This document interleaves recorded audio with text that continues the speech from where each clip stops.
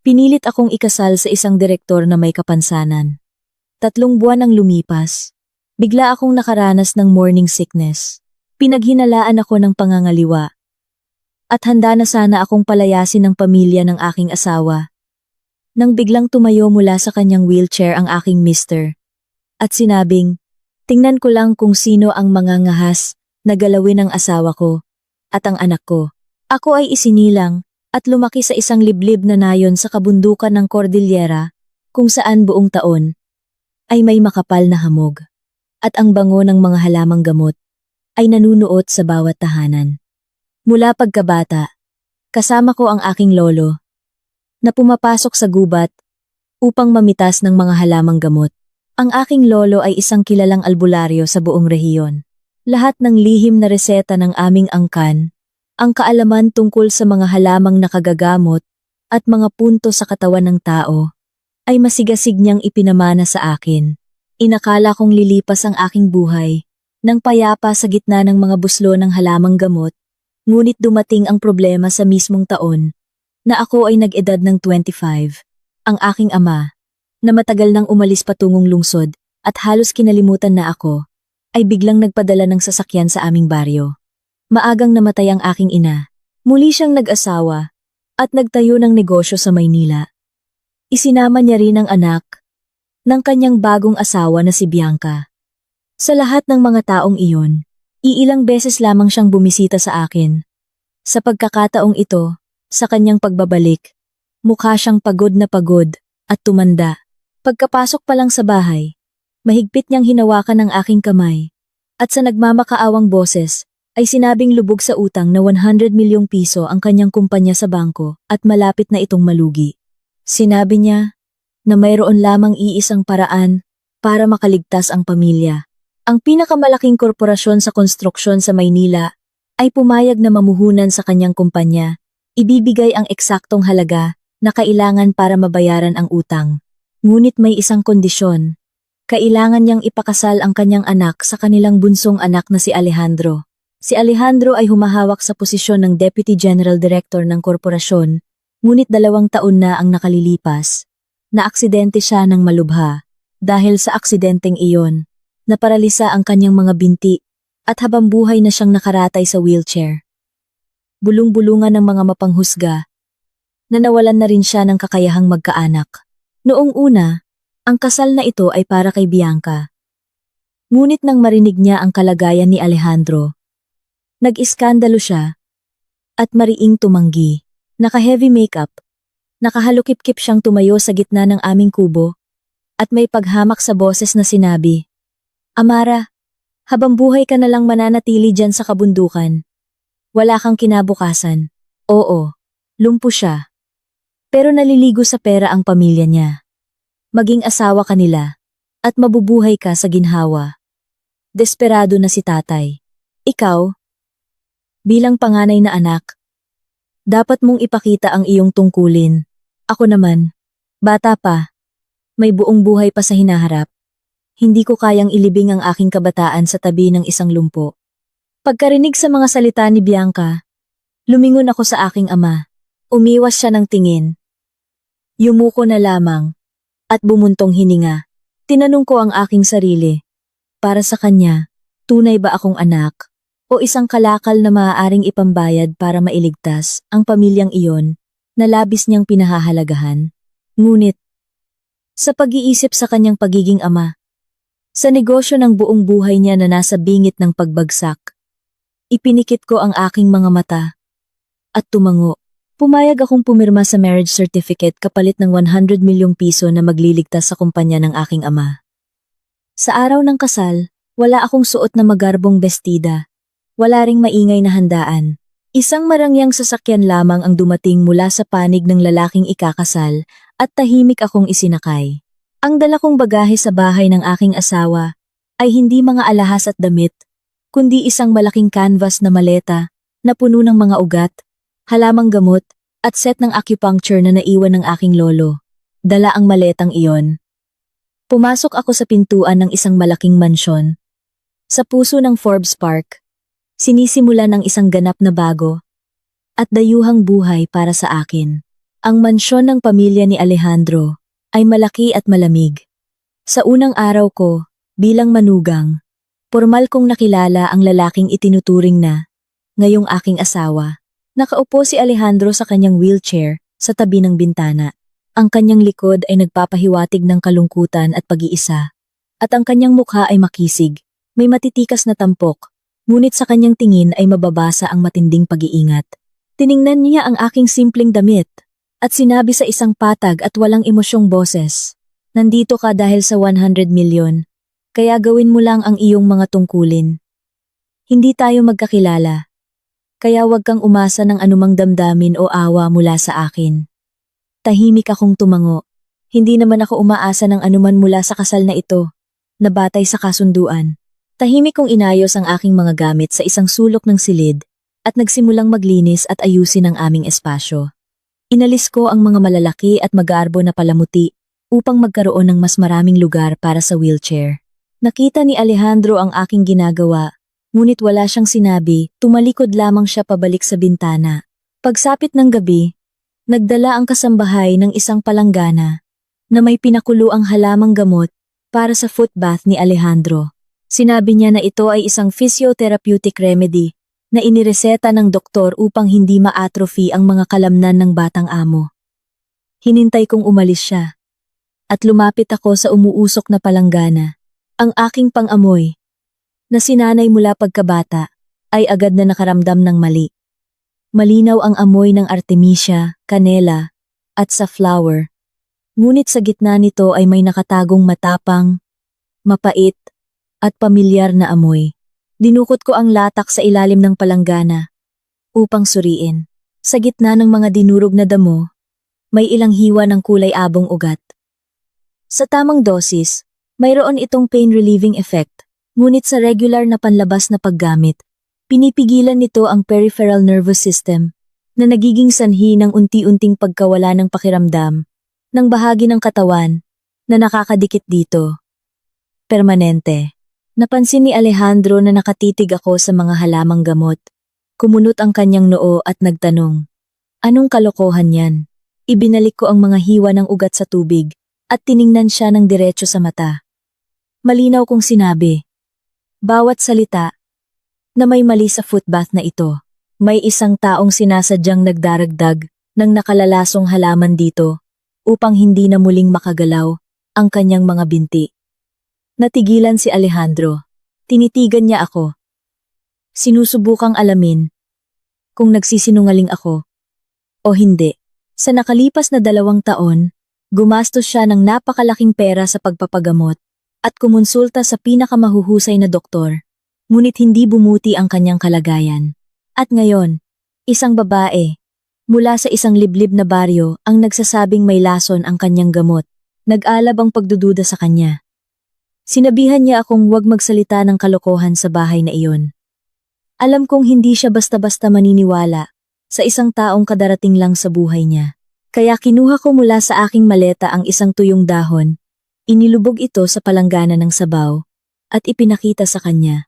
Ang dahon, na orihinal na mapusyaw na berde, ay agad na umitim ng madikit sa tubig na may lamang nakalalasong ugat. Ito ay isang sinaunang paraan ng pag-check ng lason na itinuro sa akin ng aking lolo. Ipinaliwanag ko ng sunod-sunod kay Alejandro ang pharmacological properties ng ugat na iyon, ang mekanismo ng epekto nito sa mga muscle bundle at nerve fiber sa kanyang mga napinsalang binti. Idiniin ko na kung ipagpapatuloy niya ang paggamit ng ganitong mga paligo sa loob pa ng 6 na buwan, ang buong ibabang bahagi ng kanyang katawan ay mamamatay. Hindi lamang mananatiling paralisado. Hawak ni Alejandro ang itim na dahon. Umbok ang mga ugat sa kanyang noo. Ang galit at malamig na kalkulasyon ng isang negosyante ay tumulong sa kanya na mabilis na kontrolin ang kanyang emosyon. Tinanong niya kung ano ang gusto ko. Sa pagsasabi ko ng lahat ng ito, lumapit ako sa kanyang wheelchair at matatag na sinabi, "Nag-aalok ako ng isang kasunduan. Gagamutin kita gamit ang lihim na reseta ng aking pamilya. Bigyan mo ako ng eksaktong 3 buwan. Kung pagkatapos ng 3 buwan ay walang senyales ng paggaling sa iyong mga binti, ako mismo ang aalis sa bahay na ito, nang walang dalang anuman, bilang kapalit." Sa loob ng panahong iyon, Dapat mong tiyakin ang aking payapang pamumuhay. Upang walang sino man sa iyong mga kamag-anak ang manghihimasok o makikialam sa aking ginagawa. Matagal at tahimik akong tinitigan ni Alejandro. Marahil sinusubukan niyang alamin kung may masama akong balak o gusto ko lang talagang mabuhay ng payapa sa mga araw na iyon. Sa wakas, tumango siya. Tinawag niya ang kanyang personal na driver at inutusan itong personal na bumili ng mga halamang gamot ayon sa listahang ibibigay ko at huwag na huwag itong ipagkakatiwala sa kasambahay o kaninuman sa bahay. Nagsimula ang aming kasunduan noong gabing iyon. Kinabukasan, may pampamilyang almusal. Sa ibaba, nagtipon ang lahat ng miyembro ng pamilya. Pagbaba ko pa lang sa hagdanan, sinalubong ako ng mga mapanuring tingin. Si Carla, asawa ng nakatatandang kapatid ni Alejandro, ay nakaupo sa sofa, nakadekwatro. Tiningnan niya ang aking simpleng linen suit at, habang nakangisi, ay may pang-iinis na sinabi. Swerte naman ng bahay na ito. Nakakuha ng simpleng manugang. Siguro sa baryo nila, hindi pa nakakakita ng make-up. Sa lakad pa lang, halatang sanay umakyat ng bundok, hindi maglakad sa mga velvet na karpet sa isang mansyon. Siguro naninibago ka. Hindi ako sumagot. Tahimik lang akong umupo sa mesa. Lumabas mula sa kusina ang aking biyanan. Si Doña Alicia. Malinaw niyang narinig ang sinabi ni Carla at dumilim ang kanyang mukha. Inilapag niya ang soup tureen sa mesa at sa isang mahigpit na boses ay pinagalitan si Carla. Si Amara ay manugang sa bahay na ito. Mula nang tumuntong siya sa pintuang ito, miyembro na siya ng pamilya. Kung paano siya manamit, personal niyang desisyon iyon. Ang mahalaga, malinis siya at maayos. Ikaw ang nakatatandang manugang. Kaya maging mabuti kang ehemplo. Magsalita ka ng mga disenteng bagay para tularan ka ng mga nakababata. Nagpout si Carla at atubiling bumulong ng opo. Ngunit ang kanyang tingin ay puno pa rin ng sama ng loob. Tiningnan ko si Doña Alicia. At sa aking puso ay sumibol ang pasasalamat. Mula nang dumating ako sa bahay na ito, siya lamang ang nagpakita sa akin ng kahit kaunting respeto. Ngunit, nang masuri ko ang kanyang mukha, napansin ko ang maitim na bilog sa ilalim ng kanyang mga mata, maputlang balat, at hirap sa paghinga. Ito ay malinaw na mga senyales ng chronic insomnia at pagbabara ng daloy ng enerhiya dahil sa labis na pag-aalala. Pagkatapos ng almusal, bumalik ako sa aking silid. Kumuha ng kaunting artemisia, tuyong luya. Sa gabi, nang si Doña Alicia ay nakaupo sa sala at minamasahe ang kanyang sentido, bumaba ako dala ang supot na iyon. Humingi ako ng pahintulot na painitin ang kanyang batok at balikat at masahihin ang ilang mga punto. Nagulat si Doña Alicia, ngunit pinayagan niya ako.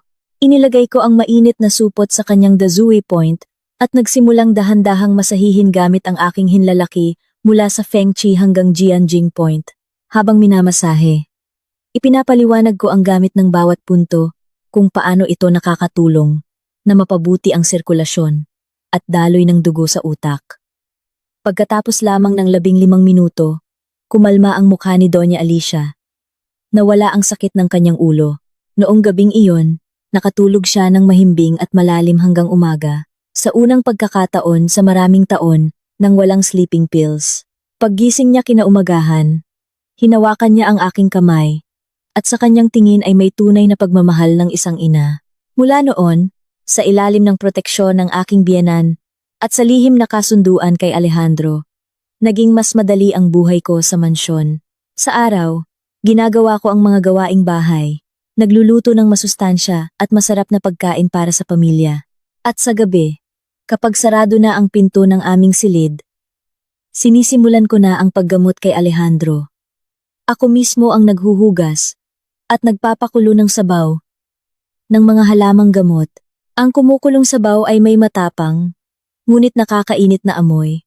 Inilalagay ko ang palanggana sa paanan ni Alejandro. Hinihiling na suriin niya ang temperatura bago ilubog ang kanyang mga paa. Kapag ang kanyang mga hindi gumagalaw na binti ay nakalubog na sa sabaw, lumuluhod ako. Ang pagmamasahe sa isang paralisadong tao ay mas mahirap kaysa sa isang malusog. Kailangan kong gamitan ng malakas na puwersa upang maapektuhan ang malalalim na kalamnan na nagsisimula ng ma-atrophy. Ginagabayan ko ang aking mga daliri sa mga daanan ng nerbiyos mula sa hita hanggang sa sakong. Bumabagsak ang pawis sa aking likod. Namamanhid ang aking mga kamay sa pagod, ngunit hindi ako tumitigil. Sa mga unang araw, nanatiling malamig si Alejandro. Nakaupo siya, nagbabasa ng mga dokumento, at hindi pinapansin ang aking mga pagsisikap sa kanyang paanan. Ngunit unti-unti, tila sinisira ng aking pag-aalaga at pagpupursige ang kanyang baluti. Siya na mismo ang nagsasalin ng isang basong maligamgam na tubig para sa akin at inilalagay ito sa mesa. Minsan, kapag nakikita niyang nahihirapan akong huminga, pinapayuhan niya akong magpahinga sandali. Ang maliliit na kilos na ito ay nagpapabawas sa distansya sa pagitan namin. Patuloy kong ipinagpatuloy ang kurso ng herbal baths at masahe sa loob ng mahigit 2 buwan. Isang gabi, habang mariin kong pinipindot ang Yongquan point sa kanyang talampakan, bigla siyang napapitlag. Kumunot ang kanyang noo at nahulog ang folder ng mga dokumento mula sa kanyang mga kamay.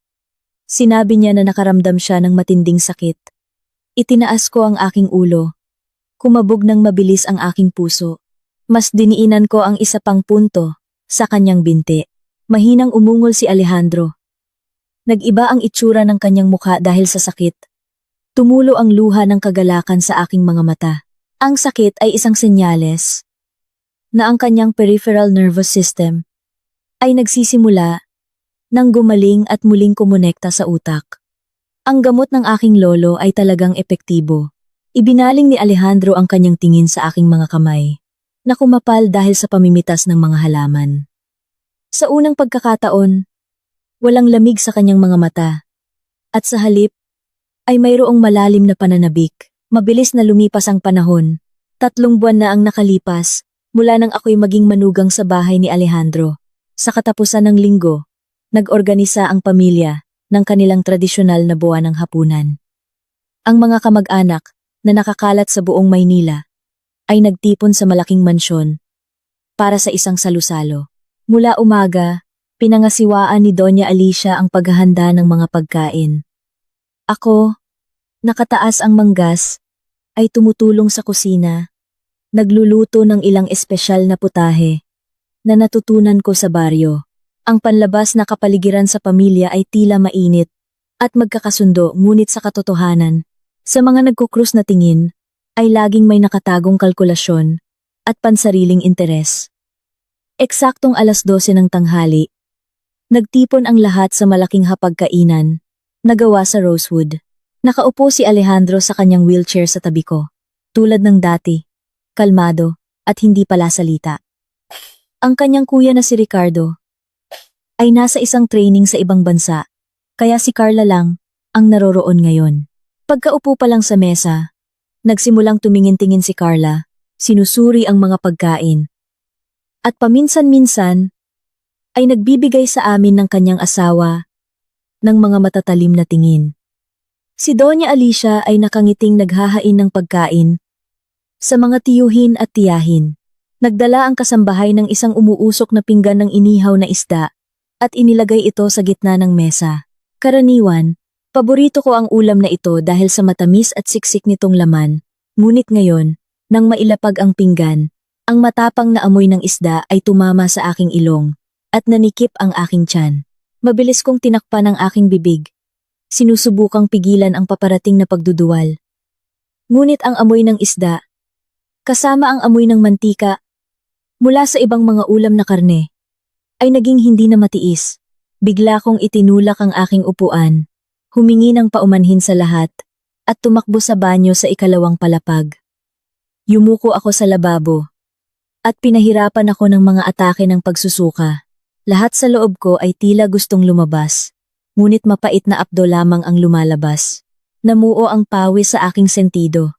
Binuksan ko ang malamig na tubig, at hinilamusan ang aking mukha para mahimasmasan. Habang tinitingnan ang aking maputlang refleksyon sa salamin, sinimulan kong pagtagpi-tagpiin ang lahat. Sa buwang ito, na-delay ako ng halos 3 linggo. Kamakailan, Palagi akong nakakaramdam ng pagod, antok, at napakasensitibo sa mga amoy. Ang ideyang tumagos sa aking isipan ay nagpatigil sa akin. Buntis ako.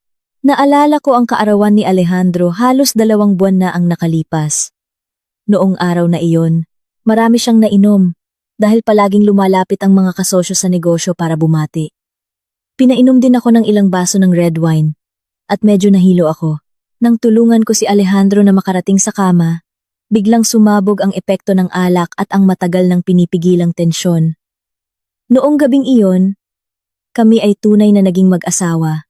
Sigurado ako na dahil sa pinsala sa kanyang gulugod, malubhang naapektuhan ang kanyang reproductive function. Hindi ko akalain na mangyayari ito sa isang gabi lamang. Mula sa hapagkainan sa labas, narinig ang matinis na boses ni Carla na bumasag sa katahimikan. Sinasadya niyang lakasan ng boses para marinig ng lahat. Tingnan ninyo si Amara. Nakaupo tayo sa mesa. Payapang naghahapunan. Tapos bigla siyang tatakbo para magsuka. Iisa lang ang ibig sabihin niyan. Morning sickness. Mukhang may magandang balita ang ating manugang. Ang mga salita ni Carla ay parang bombang sumabog sa gitna ng hapag. Nanlaki ang mga mata ni Doña Alicia sa pagtataka, kung saan naghalo ang tuwa at pagkalito. Nagsimula ang bulungan sa mesa. Lahat ng naroroon ay alam ang kalagayan ni Alejandro pagkatapos ng aksidente. Ang balita ng aking pagbubuntis sa ganitong pagkakataon ay isang tunay na gulat para sa buong pamilya. Lumabas ako mula sa banyo. Pinupunasan ang aking bibig ng tissue, maputla pa rin. Nagmamadaling lumapit sa akin si Doña Alicia. Hinawakan ang aking kamay at binuhusan ako ng mga tanong. Amara, anong nararamdaman mo? Buntis ka ba? Sabihin mo sa akin, anak. Nalilito akong tumingin sa kanya. Pagkatapos ay kay Alejandro. Tinititigan niya ako. Sa kanyang tingin ay may halong pagtataka at tanong. Sa pag-aabang ng sagot mula sa lahat, tahimik akong tumango bilang kumpirmasyon. Opo. Napansin ko rin po ang mga kakaibang pagbabago sa aking katawan. Na-delay po ako ng 15 araw. Nagliwanag ang mukha ni Doña Alicia sa tuwa at agad na nag-sign of the cross at nagpasalamat sa Diyos. Ngunit hindi nagtagal ang kanyang kagalakan. Narinig ang sarkastikong palakpak ni Carla. Diyos ko! Isang himala! Si Tito Alejandro ay paralisado ang ibabang bahagi ng katawan. Sinabi ng mga doktor na malubhang naapektuhan ang kanyang reproductive function. Tapos biglang buntis ang asawa niya. Ito ang pinaka-nakakatawang kwento ng taon. Manugang na Amara, hindi ka pa nagtatagal sa bahay na ito, pero nakagawa ka na ng bata sa labas at ipinapasa mo sa asawa mo. Ang bastos na akusasyong iyon ay parang isang timbang malamig na tubig na ibinuhos sa aking ulo. Ang kapaligiran sa hapagkainan ay biglang nanigas. Ang mga tingin na kanina'y puno ng kagalakan ay ngayon puno na ng hinala, kawalan ng tiwala, at paghamak. Tumigil sa pagkain ang mga matatandang kamag-anak at nagsimulang magbulungan. Malakas na ipinukpok ni Tito Cesar ang kanyang mga kubyertos sa mesa. Nananawagan ng kaayusan. Ngunit hindi tumigil si Carla. Galit niyang itinulak ang kanyang upuan at, habang tumutunog ang kanyang mga takong sa sahig, nagmartsa siya papunta sa opisina sa 2nd palapag. Pagkaraan ng ilang minuto, bumalik siya dala ang isang asul na folder ng mga medikal na dokumento. Paglapit sa mesa, inihagis niya ang folder sa harap ng lahat. Kung hindi kayo naniniwala, tingnan ninyo. Ito ang medical history ni Tito Alejandro. Mula sa isang international clinic. 2 taon na ang nakalipas. Malinaw na isinulat ng dayuhang espesyalista. Pinsala sa spinal cord. Hindi na maibabalik na epekto sa reproductive function. Si Tito Alejandro ay ganap na hindi maaaring magkaanak. Kaya kaninong anak ang nasa tiyan ni Manugang Amara? Paano niya ito ipapaliwanag? Nanginginig na kinuha ni Doña Alicia ang folder. Namutla ang kanyang mukha. Alam na alam niya ang kalagayan ng kanyang anak. Ang katotohanang nakasulat sa papel ay nagpipi sa kanya. Tumingin siya sa akin, puno ng pagkabigo at sakit. Hindi siya makapaniwala na kaya ko siyang tradurin, ngunit ang ebidensyang siyentipiko ay napakalinaw. Nakatayo akong parang bato. Nakakuyom ang mga kamay hanggang sa mamuti ang mga buto ng aking daliri. Naiintindihan ko na ginagamit ni Carla ang sitwasyong ito para sirain ako. Winawagayway niya ang kanyang mga kamay at patuloy na sumisigaw. Ang kanyang boses ay umalingaw-ngaw sa buong mansyon. Isang babaeng kaladkarin, nagdala ng anak ng iba sa bahay at ipinapasa bilang tagapagmana, ay hindi karapat-dapat na maging manugang sa ating pamilya. Hinihiling ko, Mama, na tawagan mo agad ang kanyang ama at pilitin siyang kunin ang walang hiyang ito. Huwag nating hayaang dungisan pa niya ang ating pangalan. Ngunit hindi lang ang pagpapalayas sa akin ang hinihiling ni Carla. Tuso niyang ibinaling ang sisi kay Alejandro. Tumayo siya ng tuwid at itinaas ang kanyang baba. Nagsalita sa lahat sa mesa, hindi itinatago ang kanyang pagnanais na agawin ang kapangyarihan. Mga respetadong tita at tito. Sa nangyaring iskandalong ito, ang may kasalanan higit sa lahat ay si Tito Alejandro. Siya ay isang lumpo. Hindi nagpapagaling at hindi pa niya mabantayan ang sarili niyang asawa. Hinayaan niyang maglakwat siya sa labas. Ang isang lalaking hindi kayang kontrolin kahit ang sarili niyang pamilya at hinayaang mangyari ang ganitong kahihiyan ay walang karapatan o autoridad na humawak sa posisyon ng Deputy General Director ng korporasyon. Iminumungkahi ko na sa susunod na linggo, magpatawag tayo ng isang pambihirang pulong ng Board of Directors. Alisin si Tito Alejandro sa kanyang posisyon at ipasa ang pamamahala ng Southern Project sa amin ng aking asawa. Doon lang tayo makakatiyak na maayos ang lahat. Nagsimulang tumango ang mga kamag-anak. Matagal na nilang gustong muling ipamahagi ang kapangyarihan sa korporasyon pagkatapos ng aksidente ni Alejandro. Ngayon, sa ganitong matibay na dahilan, natural na sinuportahan nila si Carla upang pabagsakin siya. Tiningnan ko si Carla. Sa kanyang mga mata ay mababasa ang hindi maitatagong kasakiman. Lahat ng ginawa niya ngayon, mula sa pagpapahiya sa akin hanggang sa pagpapakita ng medical history, ay may iisang layunin. Alisin ang kapangyarihan ng aking asawa. Humakbang ako pasulong, kaharap si Carla. Itinaas ko ang aking ulo at sinabi sa isang matatag at hindi nanginginig na boses, Carla, ako ay isang tapat na asawa sa bahay na ito at hindi kailanman gumawa ng anumang masama.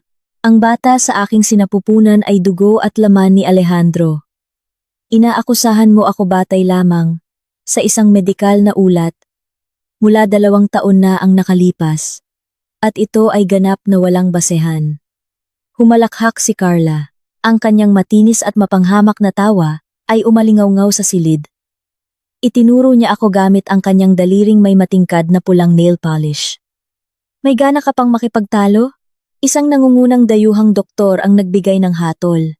Hindi na ito mapabubulaanan. Paano mo ito itatago? O sasabihin mo sa lahat na ang iyong mga mabahong sabaw mula sa gubat ay nakakagamot kahit ng pagkabaog? Nakakatawa. Sa mismong sandaling iyon, nang ang tensyon sa hapagkainan ay umabot sa sukdulan at tila sasabog na. Isang malaki, mainit, at malakas na kamay ang umabot at mahigpit na humawak sa akin. Ito ay si Alejandro. Dahan-dahan niya akong hinila sa likod ng kanyang wheelchair. Siya mismo ang humarap sa mga atake ng pamilya. Hawak ng kanyang kamay ang akin. Ipinapasa sa akin ang ganap na kapanatagan. Walang ipinakitang gulat o galit si Alejandro sa harap ng mga matatalim na akusasyon ni Carla. Tiningnan niya ang buong mesa. Ako tan-apo una. Walang ipinakitang gulat o galitang buong mesa. Ang kanyang malamig na mga mata ay dumaan sa bawat mukha na uhaw sa palabas, at sa wakas ay tumigil sa mayabang na mukha ng kanyang hipag. Nagsalita siya sa isang patag, ngunit makapangyarihang boses. Ang kilos ng isang leader ay agad na nagpatahimik sa lahat ng bulungan sa silid. Carla, tapos ka na bang magsalita? Kung oo, ngayon naman ay ako. Buntis ang asawa ko.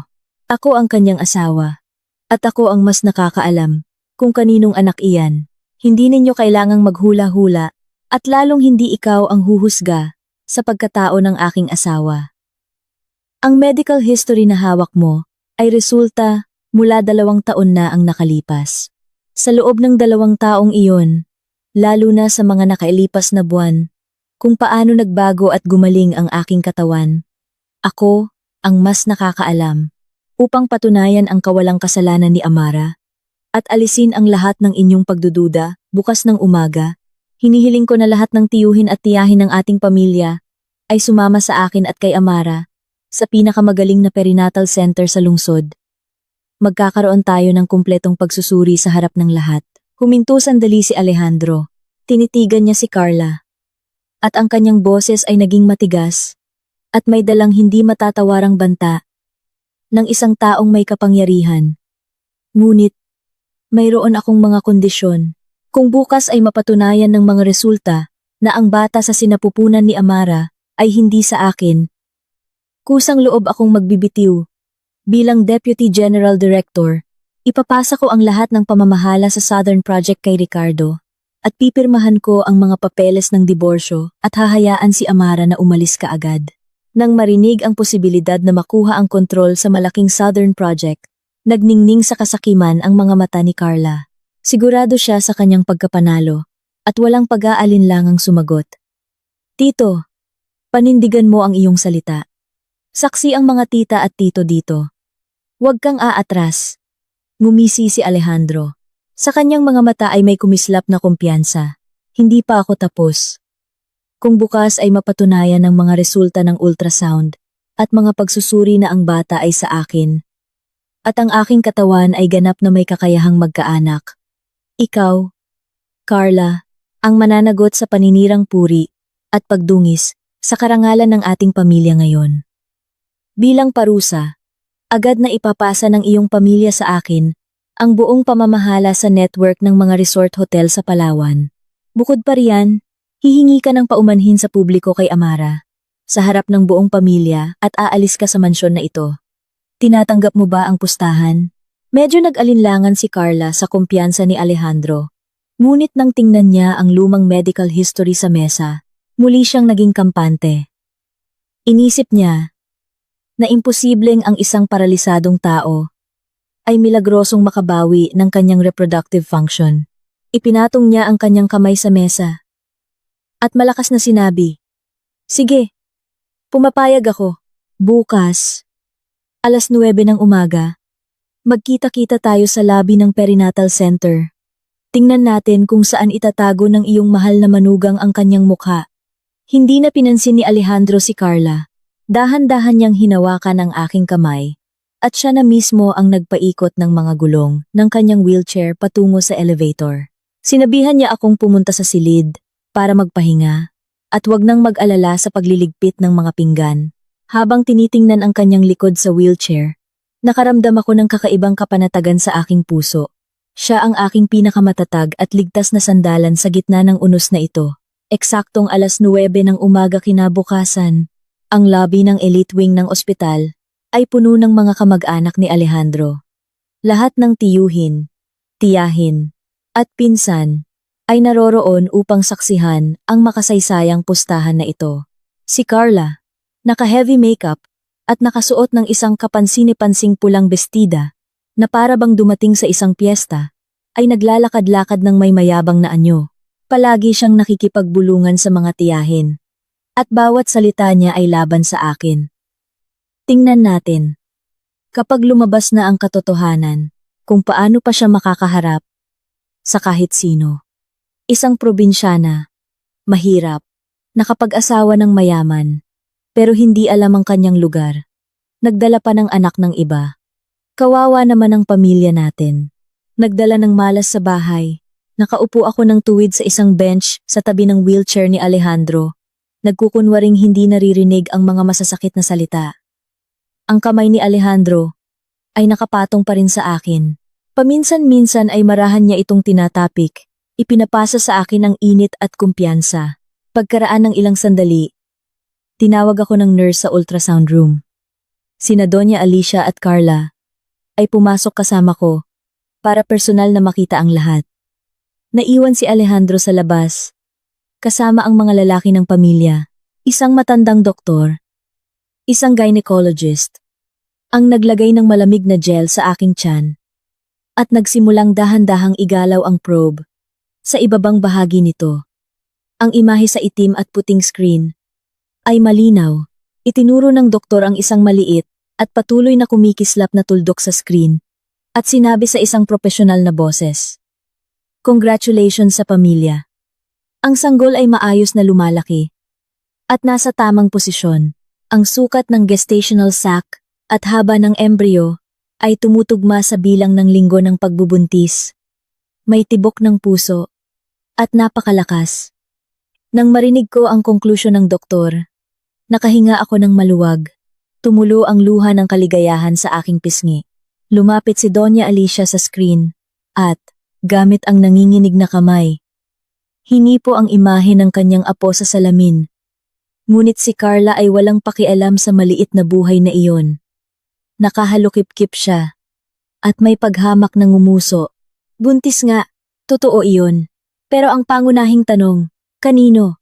Naniniwala pa rin ako na hindi kay Tito Alejandro ang batang iyan. Hindi niya iyon kaya. Mama, wag po kayong magmadaling magsaya. Baka mag-alaga kayo ng apo ng iba. Nakakahiya. Galit na lumingon si Doña Alicia at sumitsit kay Carla sa loob mismo ng kwarto. Tumahimik ka! Nasa ospital tayo. Ingatan mo ang iyong dila. Huwag mong ipahiya ang pamilya sa harap ng ibang tao. Suminghal si Carla at lumabas sa lobby. Malakas na inaanunsyo sa mga naghihintay na kamag-anak. Lahat kayo. Totoo ngang buntis siya. 6 na linggo. Ngayon, kailangan na lang nating patunayan na baog si Tito Alejandro at magiging malinaw na ang lahat. Hinihiling ko na agad magpasuri si Tito Alejandro ng kanyang semilya. Huwag kang umiwas. Nagsimulang hilingin ng mga matatandang kamag-anak na magpasuri si Alejandro upang malaman ang kanyang tunay na kalagayan. Naniniwala sila na tanging ang resulta ng isang espesyal na pagsusuri ang maaaring maging matibay na ebidensya ng aking kasalanan. Isang hindi nakikitang presyon ang dumagan sa aking mga balikat. Kahit na sigurado ako na anak ni Alejandro ang dinadala ko, hindi ko alam kung gaano na nakabawi ang kanyang kalusugan upang ang mga resulta ay tumugma sa pamantayan ng modernong medisina. Sa kabila ng presyon mula sa lahat ng panig, nanatiling kalmado si Alejandro. Lumapit siya sa registration desk gamit ang kanyang wheelchair. Ngunit hindi siya nag-sign up para sa isang bagong pagsusuri tulad ng hinihiling ng lahat. Kalmado siyang nakipag-usap sa nurse. Hinihiling na tawagan nito sa internal phone si Dr. Reyes, ang hepe ng andrology department at kanyang doktor, sa nakalipas na 2 taon. Pagkaraan ng mga 10 minuto, nagmamadaling lumabas si Dr. Reyes mula sa kanyang opisina, papunta sa lobby. Hawak niya ang isang folder ng mga dokumento na may pulang selyo ng ospital. Nang makita ang mga nagtipon, ngumiti siya at tumango bilang pagbati. Itinuro ni Alejandro ang folder sa kamay ng doktor at malakas na sinabi, "Dr. Reyes, pakibasa po para sa lahat ng naririto ang mga resulta ng aking pangkalahatang pagsusuri at mga espesyal na pagsusuri na ginawa ko. 2 linggo na ang nakalipas." Nang marinig ito, tumalon si Carla at tumawa. "Napakagaling mo magplano, Tito. Nagpasuri ka na ng maaga para makapaghanda ng script? Doktor, basahin ninyo ng malakas at malinaw. Kailangan naming malaman kung gaano kalala ang kanyang kalagayan." Binuksan ni Dr. Reyes ang folder. Seryoso ang kanyang mukha. Umubo siya at malakas na binasa para marinig ng lahat. Sa kahilingan ng pasyente na si Ginoong Alejandro de Villa, nagsagawa kami ng kumpletong pagsusuri sa lahat ng function ng kanyang katawan noong kalagitnaan ng nakaraang buwan. Batay sa mga klinikal at laboratorio na datos, ikinagagalak kong ipaalam sa pamilya ang isang napakagandang balita. Ang mga signal ng peripheral nervous system ni Ginoong de Villa ay bumubuti ng napakabilis. Huminto na ang pagkasira ng kalamnan at nagsimula ng magkaroon ng mga reflexes sa kanyang mga binti. Ang pinakamahalaga, ang dating pinsala sa spinal cord ay hindi nagdulot ng permanenteng pinsala sa kanyang reproductive function. Bagamat kakailanganin pa ng panahon para sa kumpletong paggaling, ang kalidad ng kanyang semilya sa kasalukuyan ay ganap na tumutugma sa pamantayan para sa natural na paglilihi. Ang bata sa sinapupunan ni Ginang Amara ay 100% na dugo at laman ni Ginoong De Villa. Ang mga salita ni Dr. Reyes ay parang kulog na dumagundong sa labi ng ospital. Lahat ay natigilan, nakanganga sa pagkamangha. Ang maingay na labi ay napuno ng katahimikan, na maririnig mo pa ang mga yapak ng dumadaang nurse. Tinakpan ko ang aking bibig. Bumuhos ang luha sa aking mga mata, dahil sa halo-halong emosyon. Alam kong epektibo ang aking mga herbal bath at acupuncture. Ngunit hindi ko inaasahan na magiging ganito kabilis at kahanga-hanga ang paggaling ni Alejandro. Umiyak si Doña Alicia. Lumapit siya, niyakap si Alejandro. At pagkatapos ay mahigpit akong niyakap sa balikat. Dinirinig tayo ng Diyos. Tinulungan tayo ng mga ninuno. Gumagaling na ang anak ko. Magkakaroon na tayo ng apo, Amara. Agad na nagbago ang tono ng mga tiyuhin at tiyahin. Pinalibutan nila si Alejandro ng mga pagbati at nagsimulang purihin ako. Sinabi nila na ako ang anting-anting ng pamilya. Nagdala ng swerte pagpasok ko pa lang sa bahay at itinaboy ang mga sakit at kasawian. Tanging si Carla ang nakatayong parang bato. Ang kanyang mukha ay naging puting-puti mula sa pagkapula. Nanginginig ang kanyang mga labi at hindi siya makapagsalita. Desperado siyang umiling. Sinusubukang tumutol. Imposible. May pagkakamali sa laboratorio o nakipagsabwatan si Tito Alejandro sa doktor para pekein ang mga dokumento at pagtakpan ang kanyang asawa. 2 taon siyang nakaratay sa wheelchair. Paano siya biglang gagaling? Ito ay isang ganap na kabaliwan. Agad na sumeryoso si Dr. Reyes. At sa isang bakal na boses, ay nagbabala. Ininsulto ninyo ang aking propesyonal na karangalan, reputasyon, at prestihiyo ng nangungunang ospital sa bansa. Lahat ng pagsusuri ay isinagawa ayon sa pinakamahigpit na protocol. Ang mga sample ay nakatago sa cryobank. Kung hindi kayo naniniwala, maaari kayong mag-imbita ng mga eksperto mula sa ibang international clinic sa inyong sariling gastos para sa muling pagsusuri.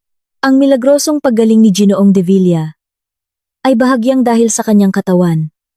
Ngunit higit sa lahat ay resulta ng isang napakatumpak na physiotherapy at medikal na paggamot sa mga nakalipas na buwan.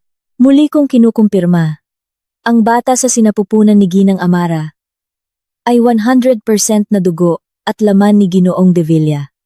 Galit na galit si Doña Alicia. Pinunasan niya ang kanyang mga luha.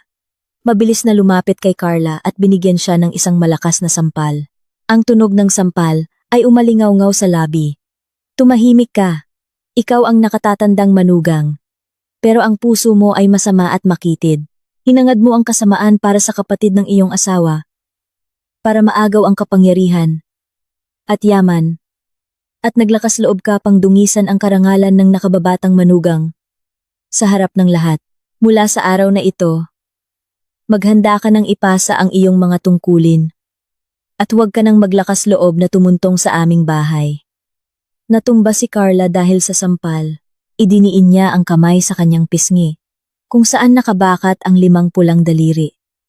Puno ng pagtutol ang kanyang mga mata. Naipit sa isang sulok.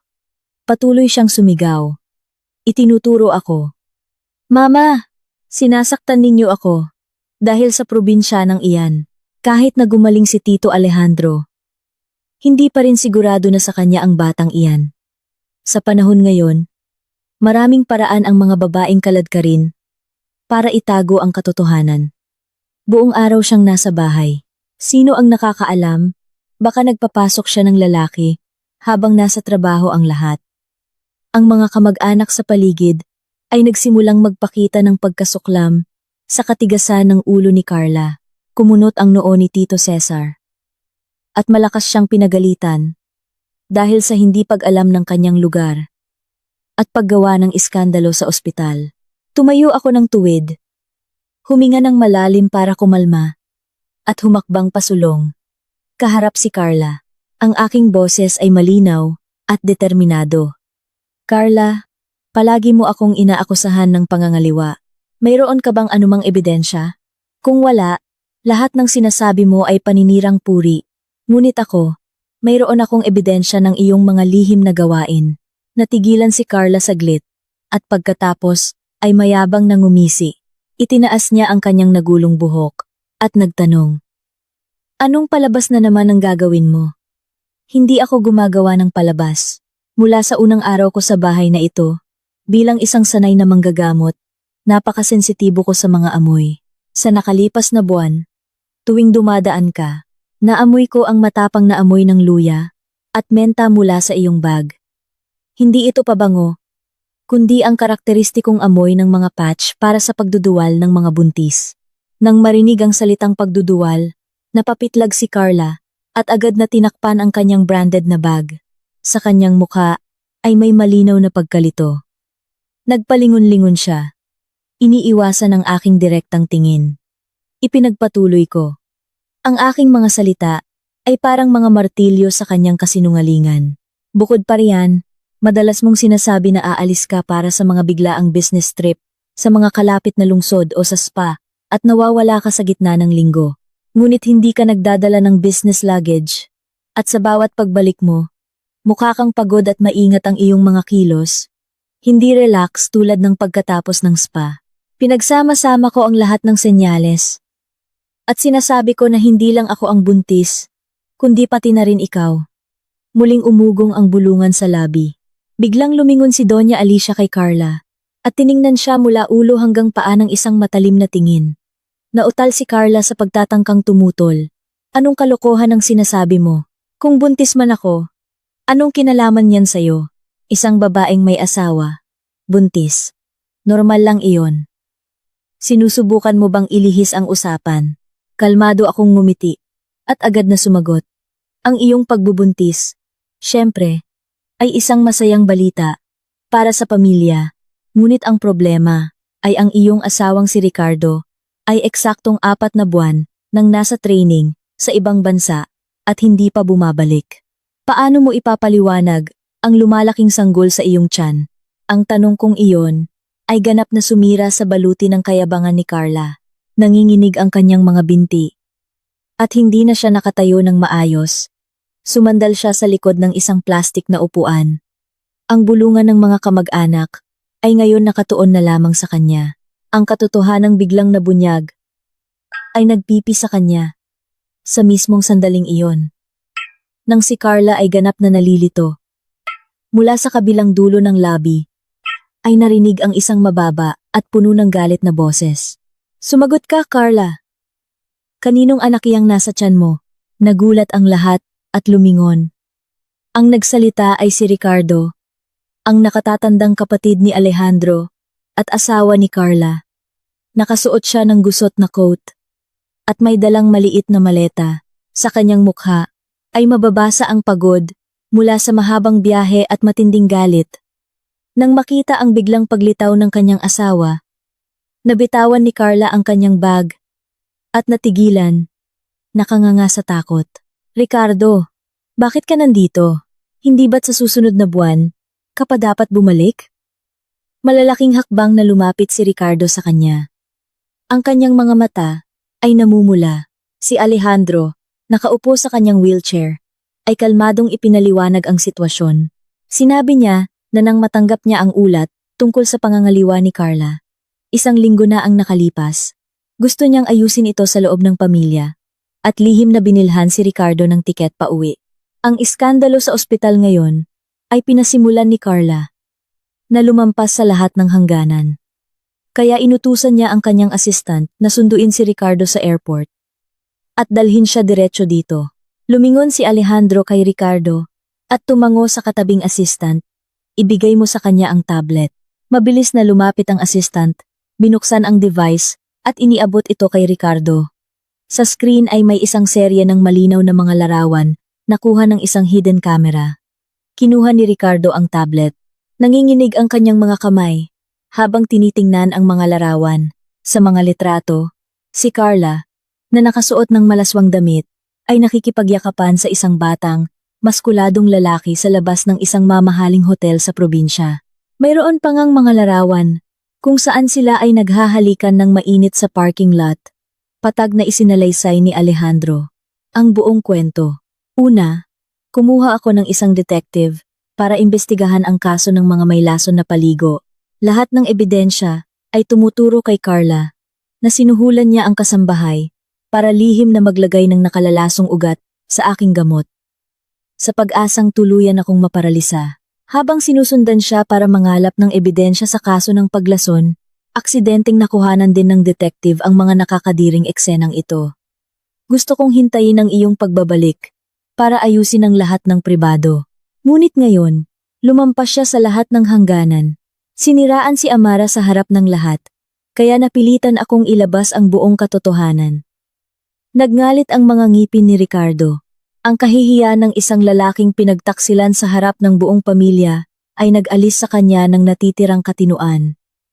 Sinuntok niya ang imahe ng kalaguyo sa tablet at pagkatapos ay lumingon kay Carla. Walang imik. 2 beses niyang sinampal ang asawa.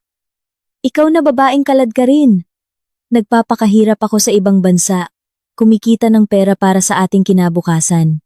At ikaw, sa bahay, sa pera ko pa, nag-aalaga ng mga batang kalaguyo at may lakas ka pang magdala ng bastardo sa bahay. Umalis ka sa paningin ko. Natumba si Carla sa sahig ng ospital. Nagulo ang kanyang buhok. Umiiyak siya. Niyakap niya ang mga binti ni Ricardo. Nagmamakaawa. Isinisisi ang lahat sa kalungkutan at panandali ang kahinaan. Nagkagulo sa ospital. Lumabas ang mga doktor at nurse para pakalmahin ang pamilya at hilinging manahimik upang hindi makaistorbo sa ibang mga pasyente. Malalim na bumuntong hininga si Tito Cesar at inutusan ang lahat na umalis at pumunta sa mansyon upang ayusin ang lahat sa likod ng mga saradong pinto at huwag nang magkalat ng kahihiyan. Umalis ang konvoy ng mga sasakyan ng pamilya ni Alejandro mula sa ospital. Ang kapaligiran sa sasakyan ay nakakasakal at napresyon. Pagbalik sa mansyon, nagtipon ang lahat sa malaking sala. Nakaupo si Doña Alicia sa gitnang sofa. Pagod ngunit may matalim na tingin. Nakaupo si Ricardo sa isang sulok. Nakatakip ang mga kamay sa ulo. Nakaluhod si Carla sa gitna ng silid. Gusot ang damit. Kumalat ang makeup na may halong luha at pawis. Mukhang kaawa-awa. Mabilis na natapos ang pag-uusap ng pamilya. Sa harap ng mga hindi matututulang ebidensya, hiniling ni Ricardo ang agarang diborsyo. Nagkakaisang nagpasya ang mga matatandang kamag-anak na palayasin si Carla sa bahay. Hindi pinapayagang magdala ng anumang ari-arian ng pamilya. Bukod pa riyan, ipinakita ni Alejandro ang isa pang folder ng mga dokumento na nakalap ng detective. Lumabas na sa pagkawala ni Ricardo, ginamit ni Carla ang kanyang posisyon. Pineke ang mga ulat at nagnakaw ng malaking halaga mula sa kaba ng network ng mga hotel. Naipit sa isang sulok, nawalan ng pamilya at reputasyon, at nasa bingit pa ng kasong kriminal. Tuluyang nasiraan ng bait si Carla. Tiningnan niya ang buong silid ng isang baliw na tingin. Natumigil sa akin, natahimik na nakatayo sa likod ng wheelchair ni Alejandro.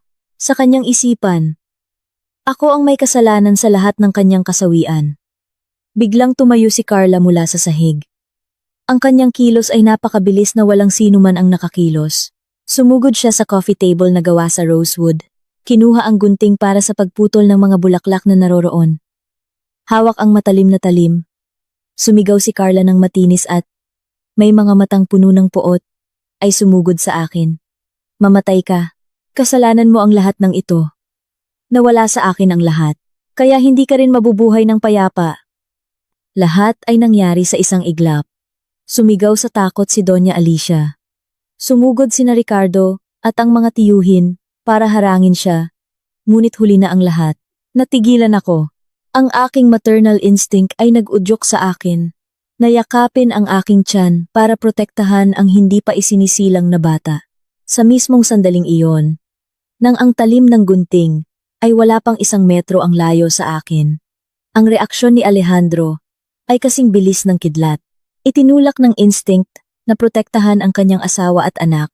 Itinulak niya ang kanyang sarili gamit ang 2 kamay mula sa mga armrest ng wheelchair at gamit ang lahat ng natitirang lakas sa kanyang mga binti na nagsisimula palang gumaling, ay biglang tumalon mula sa sahig. Ang biglaang pagtulak ay nagpatalsik sa wheelchair paatras. At si Alejandro mismo ay sumugod pasulong. Inabot niya ako, niyakap, at ginamit ang kanyang bigat para itumba ako sa makapal na lana na karpet. Inilayo ako sa nakamamatay na saksak. Ang matalim na talim ay humiwa sa hangin. Dumaplis sa laylayan ng aking blusa at tumusok sa upuan ng sofa. Mahigpit akong niyakap ni Alejandro sa sahig. Ang kanyang malapad na likod ay ganap na tumatakip sa akin. Hirap siyang huminga, ngunit hindi lumuwag ang kanyang mga braso. Amara, okay ka lang ba? Huwag kang matakot. Nandito ako, bulong niya sa aking tainga. Ang buong sala ay natigilan sa ganap na katahimikan. Ang ginawa ni Alejandro, na tumalon mula sa wheelchair para iligtas ang kanyang asawa, ay labis na ikinagulat ng lahat na nakalimutan nilang huminga. Sa loob ng mahigit 2 taon, ganap siyang umaasa sa wheelchair o tulong ng iba. Walang sinuman ang nag-akala na kaya niyang itulak ang kanyang sarili, gamit ang mga paa, at tumalon ng ganoon kalayo. Noon lang natauhan sina Ricardo at ang mga tiyuhin. Sumugod sila kay Carla. Idiniin siya sa sahig at inagaw ang sandata mula sa kanyang mga kamay.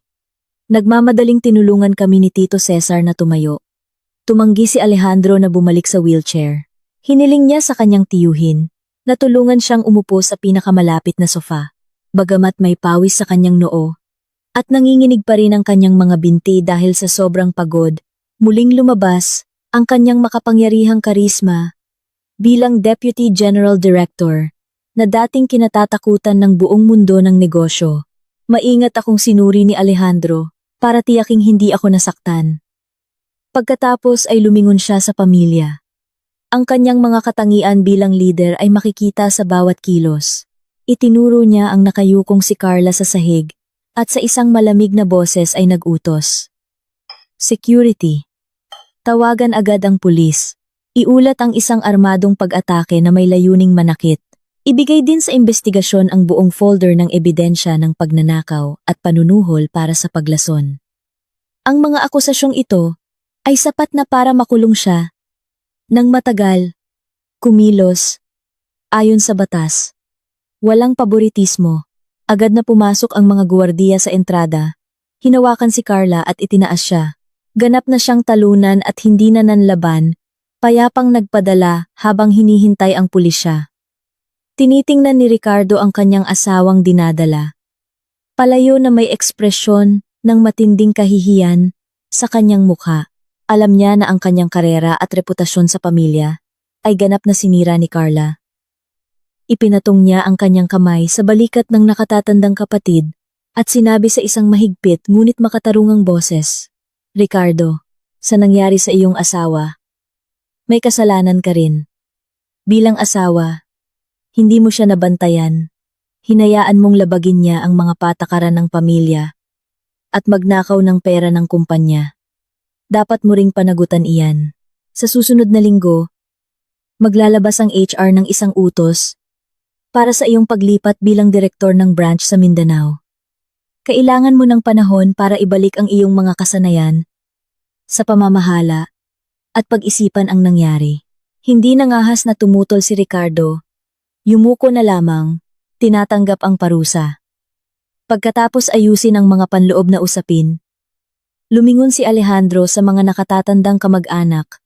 Nang may paggalang ngunit may katatagan, inanunsyo niya na mula bukas, opisyal na siyang babalik sa trabaho sa pangunahing opisina ng korporasyon at personal na pamumunuan ang lahat ng malalaking hindi pa natatapos na proyekto. Lahat ng kamag-anak ay sumang-ayon na tumango. Walang sinuman ang sapat na hangal para makipagtalo sa isang matalino at mapanuring leader na may hawak na ebidensya ng mga pagkakamali ng bawat isa. Natapos ang krisis sa pamilya. Ang posisyon namin ng aking asawa ay matatag na naitatag. Ang balita tungkol sa mabilis na paggaling ni Alejandro at kanyang opisyal na pagbabalik sa pamamahala ng korporasyon ay mabilis na kumalat sa mga lupon ng negosyo sa Maynila. Tumataas ang mga stock ng kumpanya at patuloy na tumaas sa loob ng ilang sunod-sunod na sesyon ng kalakalan. Sa bahay, ang madilim at nakakasakal na kapaligiran ay napalitan ng saya at sigla. Buong araw na abala si Doña Alicia. Pinangangasiwaan ang paghahanda ng masusustansyang pagkain para sa akin. Bagamat kaya, nang tumayo ni Alejandro ng mag-isa, kailangan pa niya ng panahon para sa kumpletong pagbabalik ng lakas ng kalamnan. Araw-araw, pagkatapos ng mahirap na trabaho sa kumpanya, umuuwi siya at matiyagang inilulubog ang kanyang mga paa sa palanggana ng sabaw ng mga halamang gamot mula sa Cordillera na aking inihahanda. Kapag minamasahe ko siya, madalas niyang hawakan ang aking mga kamay at marahang hinahaplos ang mga kalyo sa dulo ng aking mga daliri na may tingin na puno ng pasasalamat. Isang Sabado ng umaga, dumating sa mansyon ang isang espesyal na bisita, si Profesor Del Rosario, dating punong manggagamot ng Central Institute of Traditional Medicine, isang nangungunang espesyalista na may malaking autoridad sa mga medikal na lupon. Matagal ng kaibigan ng pamilya ni Alejandro ang propesor. At ngayon, nang marinig ang milagrosong paggaling ni Alejandro mula sa pinsala sa spinal cord, personal siyang dumating upang suriin ang kanyang kalagayan. Si Professor Del Rosario ay isang lalaki na lampas 70, may puting buhok at balbas, ngunit matipuno pa rin, na may napakatalas na mga mata. Maingat niyang kinapa ang pulso ni Alejandro, sinuri ang mga reflexes sa mga punto sa kanyang mga binti. Pagkatapos ng detalyadong pagsusuri, nasiyahan siyang tumango at isang malawak na ngiti ang lumitaw sa kanyang mukha. Ang pulso ay matatag. Ang sirkulasyon ng dugo ay napakaganda. Ang paggaling ng mga peripheral nerves ay kahanga-hanga. Alejandro, mayroon ka talagang anghel na tagapagbantay para malampasan mo ito. Ang katotohanang kaya mo nang maglakad ng mag-isa ay isang napakabihirang himala sa medikal na praktika. Mapagkumbabang ngumiti si Alejandro at itinuro ako na nagtitimpla ng tsaa sa isang sulok. Profesor, ang himalang ito ay ganap na dahil sa aking asawa. Matiyaga niya akong ginamot gamit ang mga reseta ng kanyang pamilya at acupuncture sa loob ng mga buwang ito. Kung hindi dahil kay Amara, habang buhay na sana akong nakaupo sa wheelchair. Nagulat na lumingon sa akin si Professor Del Rosario. Tiningnan niya ako mula ulo hanggang paa ng isang napakabait na tingin. Tinawag niya ako at marahang nagtanong, "Anak, kanino ka natutong manggamot? Maaari mo bang ipakita sa matandang ito ang iyong mga pamamaraan at reseta?" Sa tradisyonal na medisina, ang paggaling mula sa mga pinsala sa spinal cord ay nangangailangan ng napakalalim na kaalaman sa pharmacology at mga meridian. Magalang akong tumango. Inilapag ko ang tray ng tsaa sa mesa. Umakyat sa silid. Binuksan ang aking pamilyar na canvas na maleta at kinuha mula roon ang isang luma at gasgas na kuwaderno. Sa kuwadernong ito, detalyado kong isinulat ang bawat reseta, dosis, mga diagram ng acupuncture, at mga pagbabago sa mga reflexes ng kalamnan ni Alejandro mula sa unang araw. Bumaba ako dala ang kuwaderno, at may paggalang na iniabot ito sa matandang propesor. Isinuot niya ang kanyang salamin. Binuklat niya ang unang naninilaw na pahina at nagsimulang basahin ang aking maayos na sulat kamay. Binuklat ni Profesor Del Rosario ang bawat pahina. Sa simula, ang kanyang mga mata ay nagpapakita lamang ng propesyonal na kuryosidad. Ngunit, habang binabasa niya ang pagsusuri sa mga pharmacological properties, nagbago ang kanyang mukha. Nagsimulang manginig ang kamay na may hawak sa kuwaderno. Mabilis niyang inalis ang kanyang salamin at inilapit ang kuwaderno sa kanyang mga mata upang mas maaninag ang mga kumukupas na linya ng tinta. Itinaas niya ang kanyang ulo. Nanginginig ang kanyang boses dahil sa matinding pananabik. "Anak, ang sulat kamay na ito, ang kombinasyon ng mga halamang gamot. Ikaw ba ay inapo ng albularyong silakan mula sa nayon ng Nampik?" Napapitlag ako. Ang pangalan ng nayon at ang tawag na albularyong lakan ay matagal nang hindi nababanggit sa mga lugar na ito sa loob ng maraming dekada. Mabilis akong tumango, kinukumpirma na ang aking lolo nga ang albularyong silakan. Nang marinig ito, napaluha si Profesor Del Rosario. Tumayo siya mula sa sofa, inayos ang kanyang Amerikana at, Hindi inaasahan, lumapit sa akin, at yumuko ng may malalim na paggalang. Ang kilos na ito ng nangungunang espesyalista ay nagpatayo sa buong pamilya. Mula kay Doña Alicia hanggang kay Alejandro, nalilitong sinubukan kong itayo ang propesor. Propesor, wag po ninyong gawin iyan. Ako po ay mas bata. Paano ko po matatanggap ang ganyang pagyuko mula sa inyo? Mahigpit na hinawakan ni Professor Del Rosario ang aking kamay, at sa nanginginig na boses ay ikinuwento ang isang pangyayari 40 taon na ang nakalipas. Noon, siya ay isang batang doktor, kadarating lang mula sa universidad, at ipinadala sa Cordillera para magsaliksik at mangolekta ng mga bihirang halamang gamot. Sa isa sa kanyang mga paglalakbay sa gubat, naligaw siya at nakagat ng isang makamandag na ahas. Mabilis na kumalat ang lason, at ang kanyang buhay ay nasa bingit ng kamatayan. Ang aking lolo, na dumadaan na may dalang buslo ng mga halaman, ang nakakita sa kanya at dinala siya sa kanyang kubo. Ang lolo mismo ang ngumuya ng mga halaman, idinikit sa sugat at pinainom siya ng mga sabaw sa loob ng isang buong buwan. Hindi lamang niya iniligtas ang kanyang buhay, kundi bukas palad ding ibinahagi sa batang doktor ang hindi mabilang na mga lihim na reseta ng kanyang mga ninuno, na tumulong sa kanya na maglatag ng matibay na pundasyon ng kaalaman at makamit ang isang maningning na karera. Pinunasan ni Professor Del Rosario ang kanyang mga luha at, lumingon kina Doña Alicia at Alejandro, ay sinabi ng may matinding kaseryosohan, "Napakaswerte ng inyong pamilya na tinanggap ninyo ang dalagang ito sa inyong tahanan." Si Albularyong Lacan ay isang pambihirang talento sa mundo ng katutubong medisina. Ang mga reseta na kanyang ipinamana ay isang napakahalagang pamana ng ating bansa. Si Amara, ang kanyang direktang tagapagmana, ay sinipsip ang lahat ng kanyang karunungan. Hindi lamang niya iniligtas ang mga binti ni Alejandro, siya ay isang buhay na kayamanan ng tradisyonal na medisina. Dapat ninyo siyang pahalagahan at alagaan. Ang mga salita ng iginagalang na propesor ay may bigat ng ginto at habambuhay na tumatak sa isipan ng lahat ng naroroon. Binalot ng katahimikan ang silid, ngunit sa kaibuturan nito ay may malalim na paggalang at buong pagkilala sa talento ng dalaga mula sa kabundukan. Pagkaalis ni Professor Del Rosario, lubusang nagbago ang kapaligiran sa mansyon. Walang naiwan na bakas ng dating tensyon o panunumbat. Mabilis na lumapit sa akin si Doña Alicia. Pula ang kanyang mga mata, ngunit ang kanyang mukha ay nagliliwanag sa pagmamalaki. Kinuha niya ang aking mga kamay at nagsimulang haplusin ang mga kalyo na dating pinagtawanan ni Carla.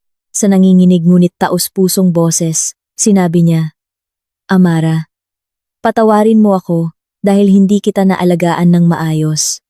Akala ko, isa ka lang mabait at masipag na dalaga. Hindi ko akalain na napakatalino mo at nagmula ka sa isang iginagalang na pamilya ng mga manggagamot. Hindi lang mo dala sa iyong sinapupunan ang dugo ng aming pamilya. Ikaw ang tagapagligtas ni Alejandro. Mula sa araw na ito, ikaw ay aking tunay na anak. Ipinapasa ko sa iyo ang pamamahala sa bahay na ito. Kung may sino man sa mga kamag-anak na mangahas na magsalita ng masama sa iyo, palalayasin ko siya." Ang mga kamag-anak na naiwan para sa katapusan ng linggo ay lumapit din para bumati. Si Tito Cesar, na dati pinakamaingay na humihiling na magpasuri ako, ay ngayon nahihiyang ngumiti. Lumapit siya, tinapik si Alejandro sa balikat, at simpleng sinabi, "Alejandro, mayroon kang matalas na mata. Ang iyong asawa ay matalino at disente. At nagmula pa sa isang kilalang pamilya ng mga manggagamot. Masaya ako para sa inyo. Dati, nakikinig ako sa mga tsismis ni Carla, kaya nagkaroon ako ng maling opinyon. Amara, patawarin mo ang matandang hangal na ito. Magalang akong ngumiti at sumagot na sa pamilya. Hindi pinananatili ang sama ng loob sa nakaraan. Mula sa araw na iyon, ganap na nagbago ang aking katayuan sa pamilya ng aking asawa.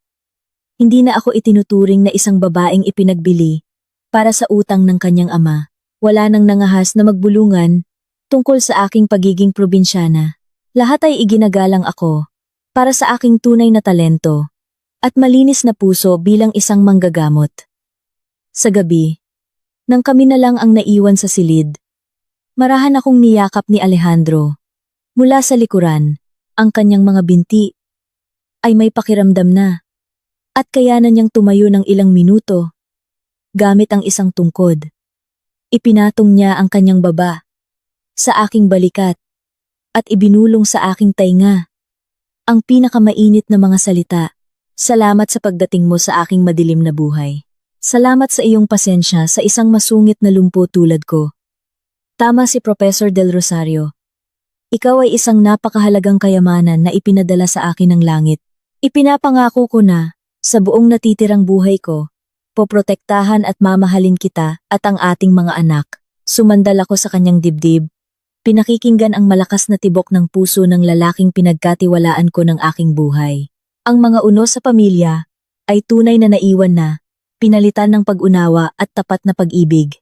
Ang matagumpay na pagbabalik ni Alejandro sa mundo ng negosyo ay gumawa ng ingay sa industriya ng real estate sa Maynila. Hindi lamang nalampasan ng kumpanya ng kanyang pamilya ang panloob na krisis, kundi nanalo rin sila sa mga bidding para sa ilang malalaking proyekto ng resort. Mabilis na tumaas ang halaga ng mga stock.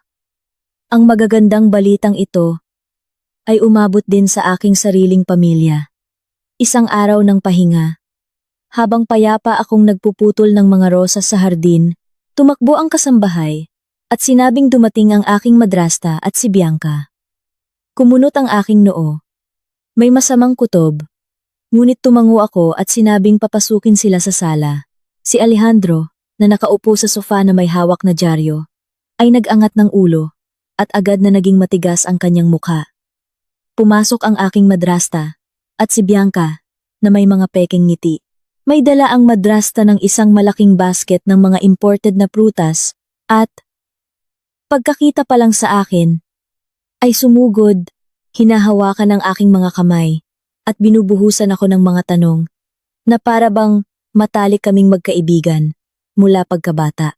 Si Bianca, na nakasuot ng isang masikip na bestida, na may mataas na hiwa, na may matingkad na makeup, ay malanding lumakad palapit kay Alejandro. Ang kanyang boses ay kasing tamis ng pulot.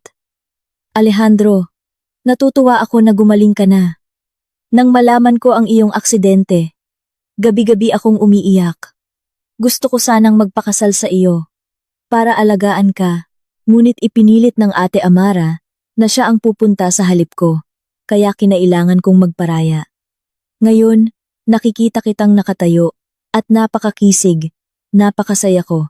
Ang walang hiyang kasinungalingang ito ay nagdulot sa akin ng pagduduwal. Ngumisi si Alejandro at hindi man lang siya inalok na umupo. Itinupi niya ang dyaryo.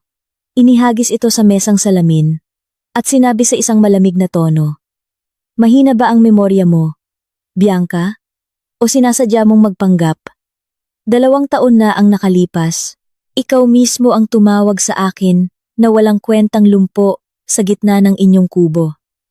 Alam ng buong Maynila kung paano pinilit ng inyong pamilya si Amara na magpakasal para sa pera. Ano ang layunin ninyo sa pagdala ng basket na ito ngayon? Magsalita kayo ng diretsyo. Wala akong panahon para sa inyong mga palabas."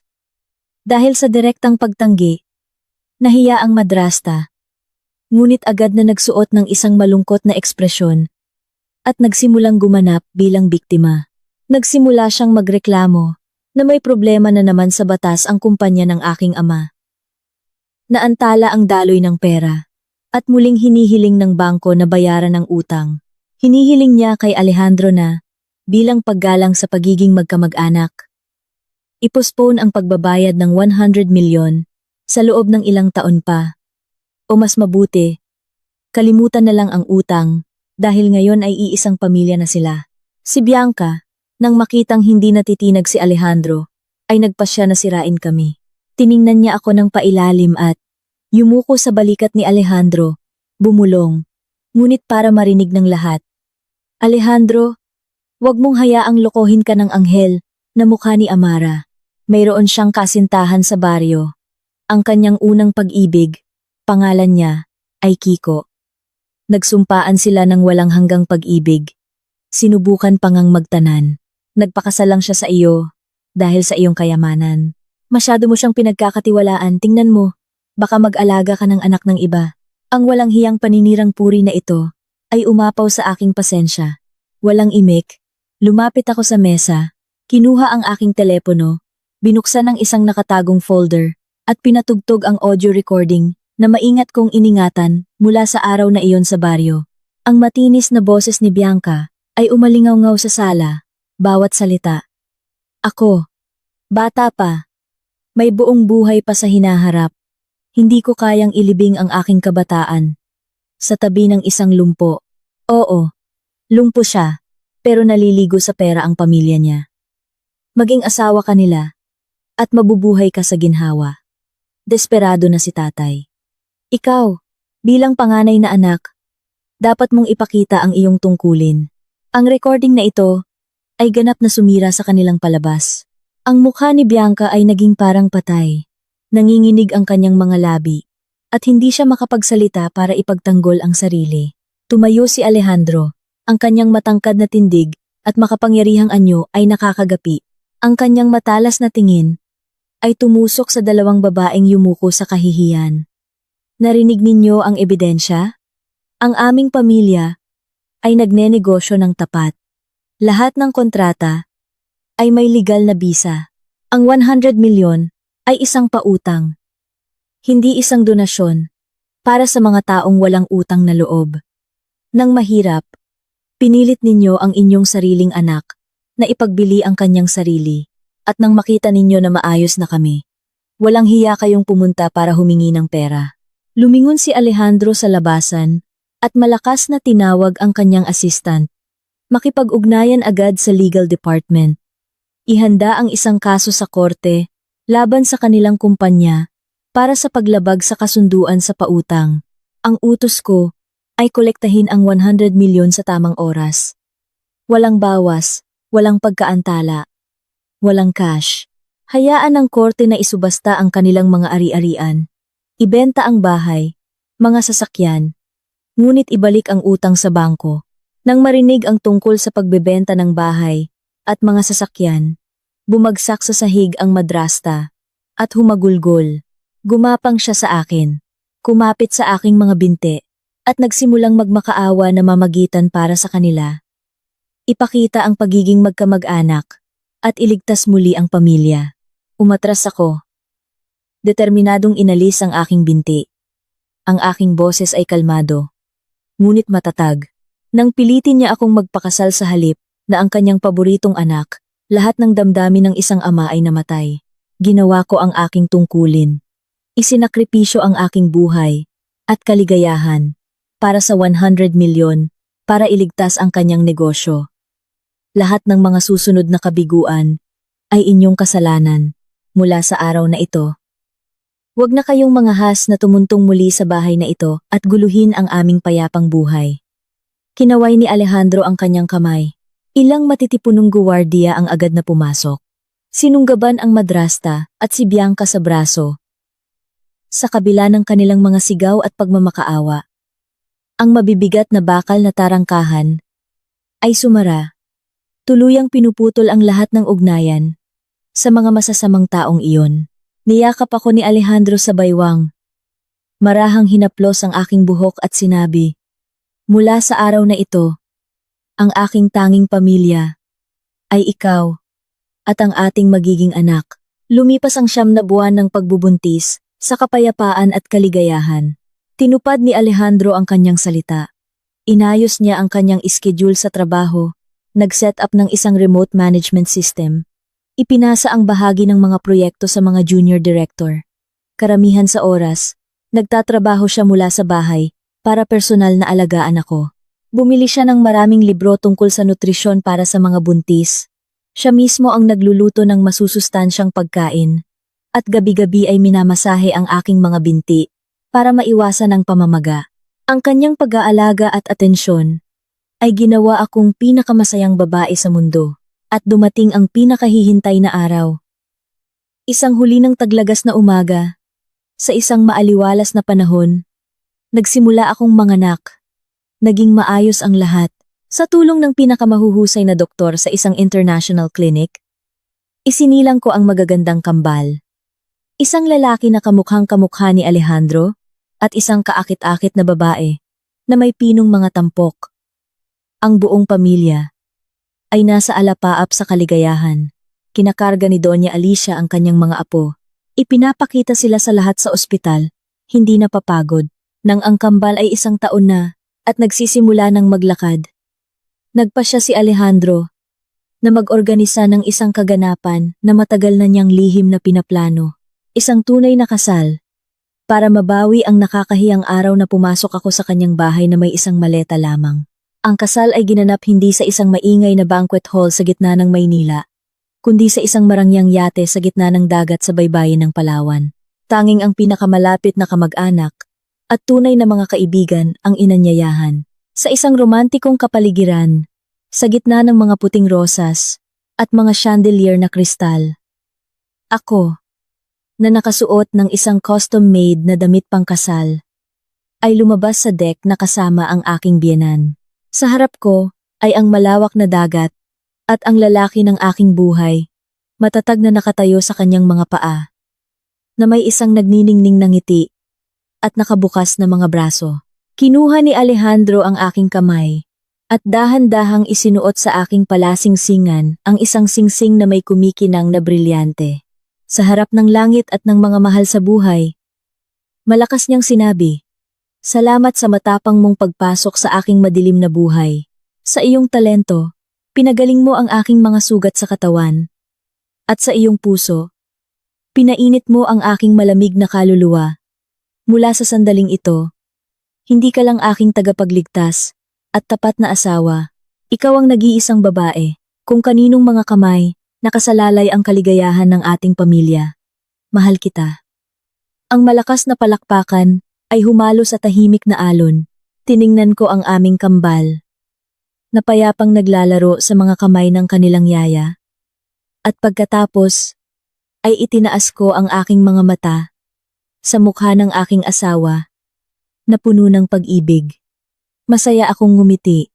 Isang luha ng kaligayahan ang tumulo sa aking pisngi. Ang buhay ng isang dalaga mula sa Cordillera, na dating pinilit na magpakasal para sa pera, ay tila napunta sa isang dead end. Ngunit sa katotohanan, ito ay namukadkad at nagbukas ng isang bago, pinakamasaya at kumpletong kabanata. Pinilit akong ikasal sa isang direktor na may kapansanan.